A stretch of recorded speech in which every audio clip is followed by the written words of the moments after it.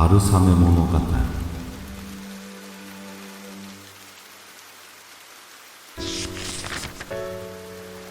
海賊。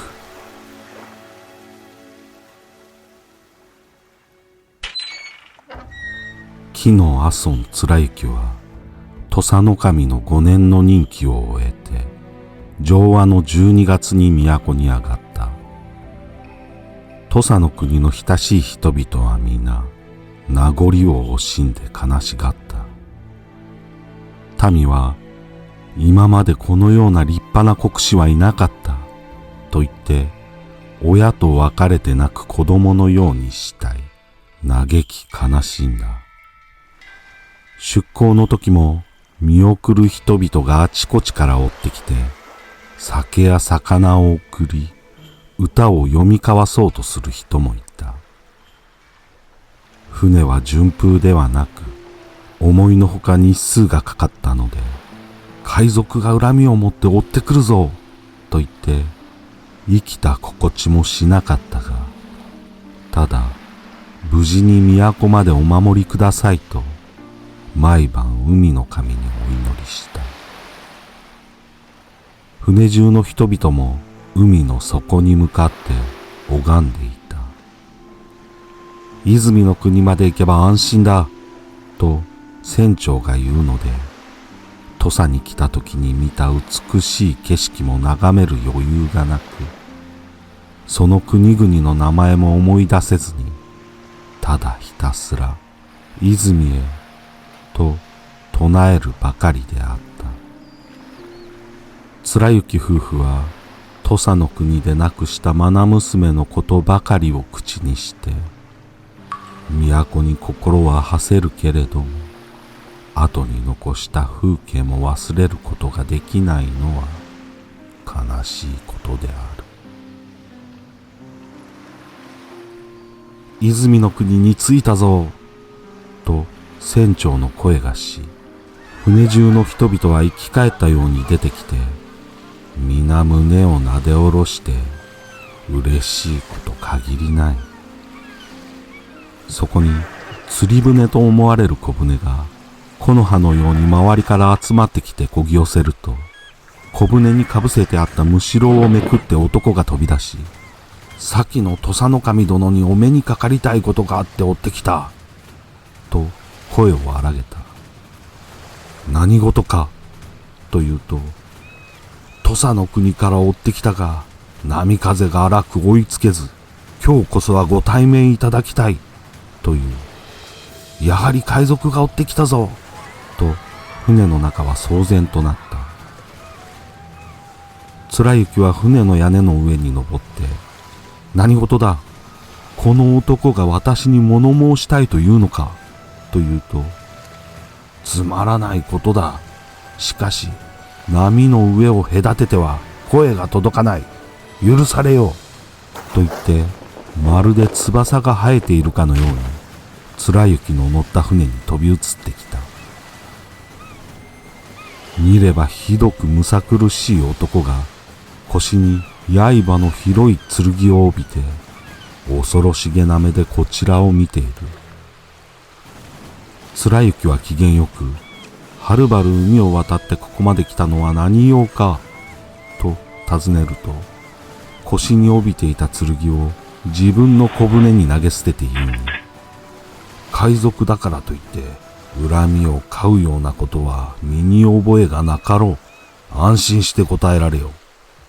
貴殿が土佐の国に赴任した5年のうちに参上しようと思っていたが、九州山陽道も国士らが祭りごとを行っているのを見聞きして、そのあちこちに出向いているうちに今日になってしまった。海賊は正直なもので、貴殿が国をよく治めているのみならず、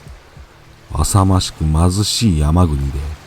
荒らす理由もないので放っておいたまま遅くなった。都の屋敷に参上すべきところだが、それも大げさで、かつ世間も狭く顔も知られているので、とにかく人目を避けて回っておるのだ。さあ尋ねたいのは、貴殿は延喜5年に天皇の命を受けて和歌を選んだ長だと聞いている。蜀万葉集の題名は昔の誰が集めたのかもわからないので名前だけ継いだのであろう。これはいい。題名の意味を聞けば万があまたの意味だというのもいい。要は五漢の文学者劉記の釈明という辞書に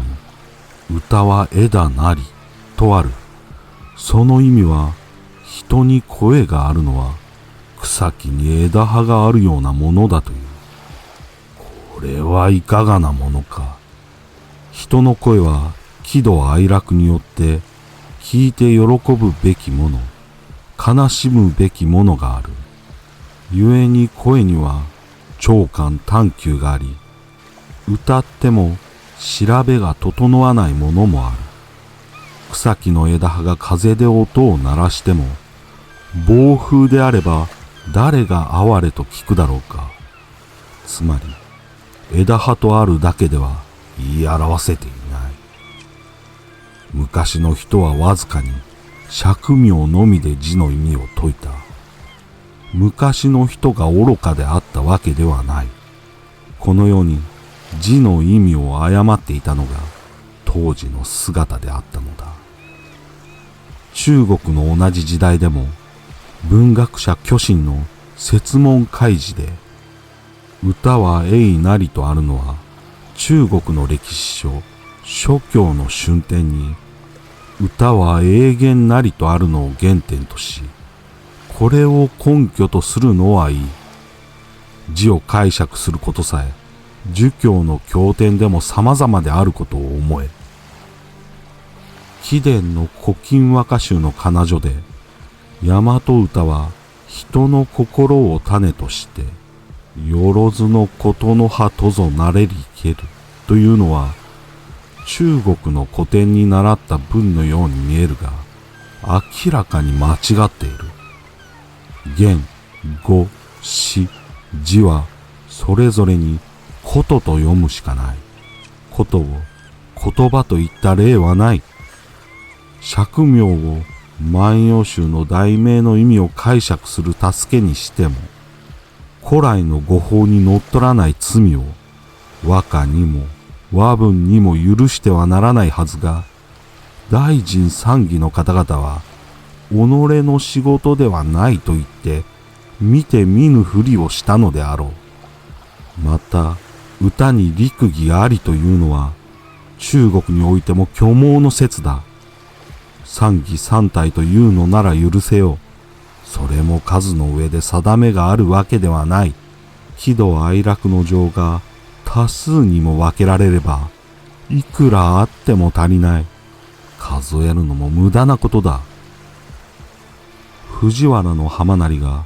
和歌式で10体だというのも同じく浅はかなことである。貴殿は歌は上手に読むが古事の心を知らないので、結果として命令を下した帝さえ誤らせてしまったのだ。また大法律令で中国の制度に倣い法令を立てたのは、男女の間に良き仲人がいないのは犬猫が戯れるのも同然と決して乱れることのないように定められたが、歌が面白いからといって教えに背く内容のものを集め、人妻に心を寄せて忍び合ったり、それを見とがめられて出てゆく別れの涙を読んだりした。聞くのさえ耳障りな歌を選んで献上したのは聖霊に反し、その罪は同じことだ。恋の部として五感も王旗を占めるのは不死だらな上に慎みもない。道に外れた男女の中は神代の兄と妹が相思相愛になっても人の情の真実ということで罪にはならなかったが、人の代になって儒教が盛んになると夫婦の間にも区別ありとか、また同じ性の人と結婚してはならないというのは外国の小賢しい教えに倣って立法した習慣である。だから天皇の御陵である清涼殿と皇后の御陵である光陵殿は別々に造営されたのだ。中国も最初は同じ姓の男女が結み合うことはできなかったが、国が栄え、他姓の者とも交わりを深くして境を広げ、人を多く生む機会にもなるので、これを良しとしたのだ。歌を小賢しく読んでも、選んだ4人が選出を誤ったのは、学がないゆえの過ちである。菅原道真公だけはこれを憎らしく思われていたが、すぐに太宰府に左遷されてしまったので、お咎めもなかったのだろう。延喜年間を盛大というが、これも媚びへつらったことである。帝も人を見る目がなく、博識の中心を遠ざける時代であった。三好清行こそ、いささかの過ちも犯さずお仕えしていたのに、参議、式部卿で昇進を止め置かれたのは、人事の道も愚かだったからだ。祭りごとに意見した意見封じ12か条は、文章もよく、内容も聞くべきものがあったが、学者たちは、ただただ先例を踏み外すまいとして、堅くなで愚かなところもある。第一条、斉明天皇の逝世の折、吉備の国を通りがかったとき、人家とかまどの煙がにぎわしい里があった。誰が住むいかなる場所か、と帝が尋ねると、里の長が、近年人が多く住み着いて、今は幾万人かが住んでおります。もし徴兵されれば、2万の兵は集まるでしょう、と答えた。帝は、それではこの後、里の名を二万の里と申せ、と言ったが、延喜の時代に国司が数えてみれば、幾人も兵を出せそうもなかったということは、繁栄と衰退が起きることを予測せず、国のために衰退を憂いたのは愚かなことであった。民はどこかに移り住んで栄えていることであろう。考えるのも無駄なことだ。民が損得で移り住むことは、蜂が巣を作り変えるのと何ら変わりはしない。また、学問の制度については、大臣や参議の職権で、学者の才があっても、登用されるとは限らない。これが我が国の習慣である。学校に集まる幼い君に書を教え、文章を解く道を開くだけであるのに、思い至らず、学校は祭りごとによってたびたび改められた。この時大学寮は、不遇なもの、飢えて凍えるもののたまり場になったと嘆くのも、考えの足らないことだ。また播磨の国、稲美野の名積の港は、宋の行基が、港と港の間が離れすぎていて、航海の便が良くないと言って造成されたものであるが、その後、たびたび風や波に突き崩されてしまったというのは、自然の摂理に逆らったためで、後世でも役に立たないだろう。儒教で教える憐れみの情はあっても、その甲斐もないので、朝廷もそのまま捨て置いたのだ。これらのことは儒教とは関係ない親切心からの助言である。このように資料のないことは、臣下が進言することではない。私は和歌を作って読むことはないが、典籍を読むことは好きで、人にそれを誇示しては憎まれ、ついに酒に酔い、罪を被って追放された。その後はこうやって海に浮かんで海賊をやっている。人の宝を我が宝とし、酒を飲んで肉を食らい、このままいけば100歳までも生きるであろう。私は歌を読んで、それを道だなどと声高らかに言う連中とは違う。何でも尋ねられよ。もっと話そうぞ。喉が渇いた。酒を持ってこい。酒魚を揃えて与えると、飽きるまで飲み食いし、今は今日も尽きた。デク殿よ。ではさらばじゃ。と言って、自分の船に飛び乗り、船のヘリを叩いて、やんらめでたのと高らかに歌うと、貫之の船で、ようそろ、ようそろ、と水夫らが歌った。海賊の船は早くもどこかに漕ぎ去って、あとは白波ばかりとなった。貫之が都に帰ってからも、誰とも知らぬ者が文を持ってきて、投げ入れて帰っていった。開いてみると、菅原道真の論という内容の文章が、筆跡はゴツゴツしていて美しいとは言えないが、議論正しげに論じてはあった。読んでみると、良きかな、道真公。生前は人望を得、死後は神となって威光を輝かすのは、古からあなた一人のみである。かつて聞いたことがある。君子は罪なくして不幸あり、小物は罪があって不幸ありと。あなたは徳があって罪もない。それなのに不幸にも左遷された。それを冤罪としないのは、思うに、上下が争い合う巡り合わせにあって、自ら辞職し、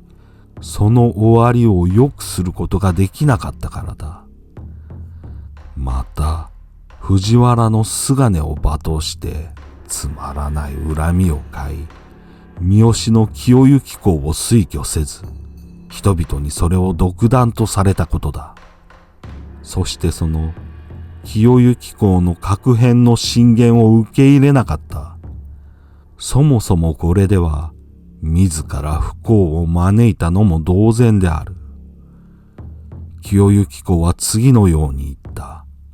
新年、蚊野と鳥の年は革命の年にあたり、2月に北斗七星が東を指すとき、騒乱が起きようとしている。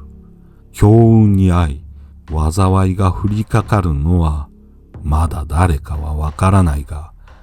弓を引いて市中に放つように、運のないものに当たるに違いない。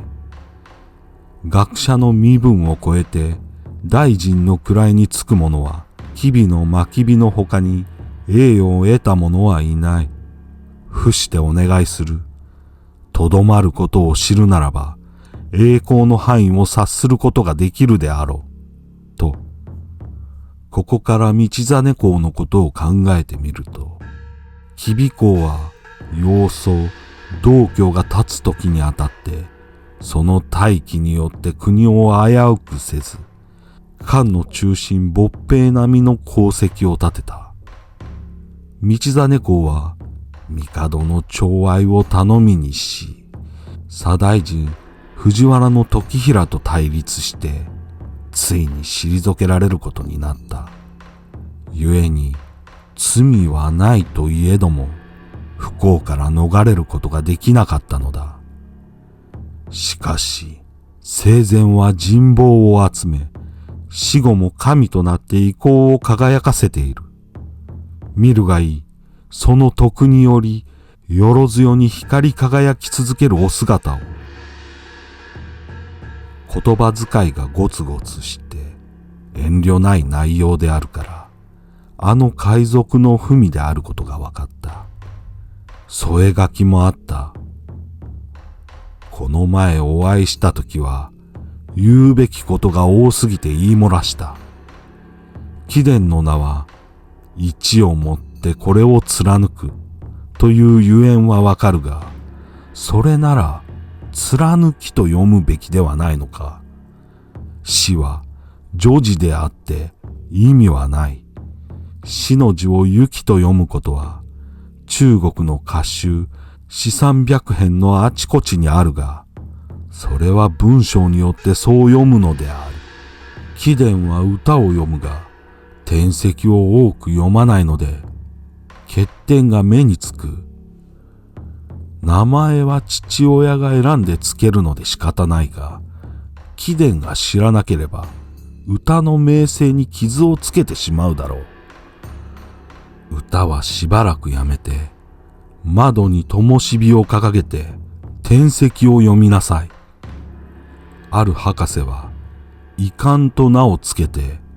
貫きと読んだことであろう。と、荒々しく、憎らしく書いて、惜しい男だ。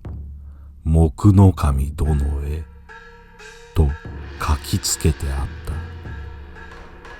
このことを学問の友に会って、誰であろうか、と聞くと、糞屋の秋津に違いない。典籍を多く読んで知識も広かったが、行いの悪い男で、酒や女に溺れ、ついに追放されてしまった。今は海賊になって暴れ回っているのだ。それも彼の持って生まれた天の福運が助けているのであろう。処罰されることもなく、今も縦横無尽に暴れ回っている。と語ったということだ。これは私が書物から欺かれて、またそれを書いて人を欺いているのである。筆は人を刺す。また人から刺されることもあるが、共に血を見るわけではない。